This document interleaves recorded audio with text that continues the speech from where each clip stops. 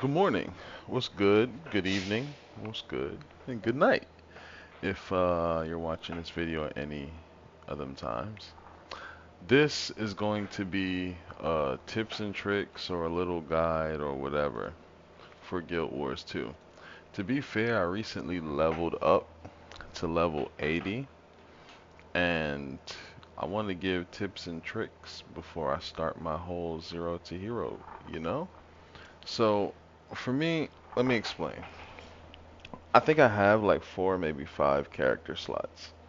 And within them four or five character slots, if I have five, four characters are level 80. Did I play the game at all? No. I just boosted because I bought hella DLCs. Cool. I didn't buy any of the living world. I've made it my mission to kind of just grind out for them. You get me? Okay, you're getting me. So that is mission number one. Mission number two is, to be fair, I'm really trying to grind out for everything. Gotta sip some tea real quick, mouth parched. But this is not a mission video, this is more of a tips and tricks video. So without further ado, welcome to the video. This is a few tips and tricks for people who are new to Guild Wars embarking on the level 1 to 80 mission. So, level 1 to 10. Off rip, I'm gonna tell you adventure guide. The adventure guide is going to help you you should be like level 3, 4 once you get out the tutorial, unless you can skip that, by the way. I'm not sure if you can, but I only played it once. But 1 to 10 adventure guide. Now, to be fair, let me stop lying to you. You can adventure guide from 1 to 80. Probably by the time you hit adventure guide number 4, you will be level 80. For me personally, I started off with the mission of I want to get to level 80 as fast as I can. And by 25, 30, that mission kind of changed to I really just want to enjoy it and learn my class. Like, to be fair, I like the Necromancer, and that's what kept stopping me from playing. But I also love a Ranger class. I've always loved a Ranger class. And so that's what I decided to play, a Ranger class. And at first, with the longbow, it was just kind of boring, you know? But then I learned about the short bow, the great axe, the longbow. What else? Those are the three weapons I played with so far. And I love the great axe. I love the short bow. Great axe and longbow is kind of my three greatest weapons right now. I heard you can use a great sword. I might try that out. But for right now, I'm messing with those three. I love how they use the great axe like a projectile instead of, melee. It can do both, but that's aside from that.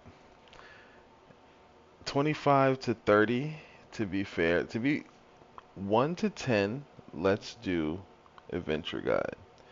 10 to probably 20 or 25 can be story mode, mixed with adventure guide and doing hearts. Because the adventure guide's going to make you do hearts. 30 to 40, or did I stop at 20? I'm going off the top of my head, to be fair. So, but 1 to 10, adventure guide. 10 to 20, story and adventure guide. 20 to 30 is the same thing, story and adventure guide. 30 to 40 is now when you can mix up. I think the adventure guide is going to make you do like a whole map. You really should do that. To be fair, it makes sense. You get a lot of experience from it, plus the adventure guide really beefs it up. So you can do that plus story. The story mission is gonna take you all around core Tyria.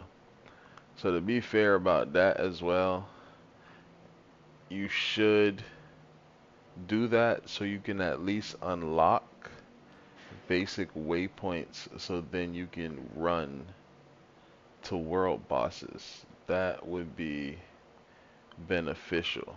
But see, I'm moving too far because world bosses don't come till 50, 60, which is where we're at right now, 50, 60. You can do one or two world bosses along with the Venture Guide, events, stuff like that.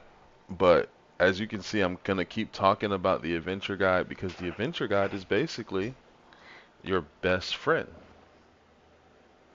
And it's going to help you get, you might not even finish the whole story. I think I'm at the end, or yeah, the end chapter, and I haven't finished.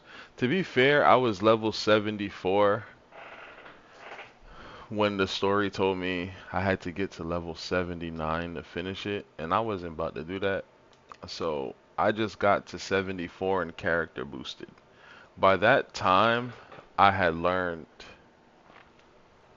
and that's because I bought the expansion. But by that time, I had learned my class, what I like, what I dislike, what I wanted, gear, how to craft, all that stuff because I paid attention to the adventure guide.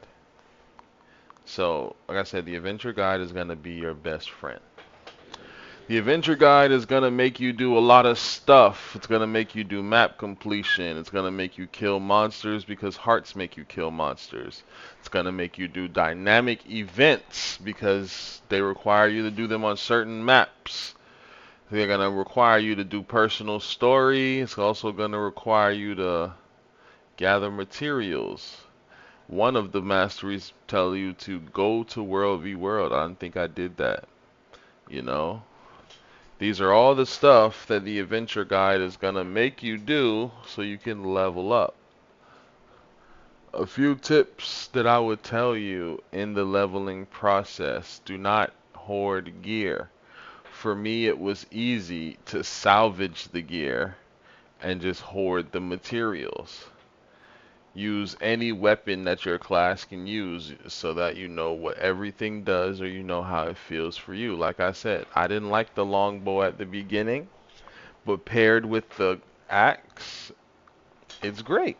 I love the gameplay. The close, the far, you feel me? The longbow 5 and the axe 5, I love that. Do not try and rush the game. Rushing the game is like impossible to do because by 20 and 30 you're gonna fall in love with it. Or you're just gonna be like, this character ain't for me, let me go do something else. So, but the game is gonna make you play the game. And once you play the game, you're gonna realize, I kinda enjoy this laid back grinding kind of stuff. You get me? You guys, apparently using boost is frowned upon, but everybody tell you use boost. I would say if this is your first time playing, don't use a boost because then, like I said, I got 4 characters level 80 boosted for me trying to play the game, and nothing made me stick. But playing a character from 1 to 80, I feel like I really want to play the game now because I'm more invested. So maybe you should try that route to see if it sparks interest in the game. And then if you get tired of the grind at like level 60 or level 70, then you can just character boost so you can get all the gear, all the equipment. Cause see, I'm on a mission to kind of buy the living world stuff with in-game currency. So my goal was just to character boost at like 70. I got to 74. So I can get gear and everything, at least the celestial gear, which is what I got. And then I can start Heart of Thorns so then I can do bladed gear. So then I can get the gear that I need to do heavy damage as well as trying to grind out specializations. So, I have a plan, and I have to knock out a few videos before I enact my plan. But that's all I have for you guys today. Make sure you like, share, and subscribe to the channel. This is your boy Slime, and I'm out.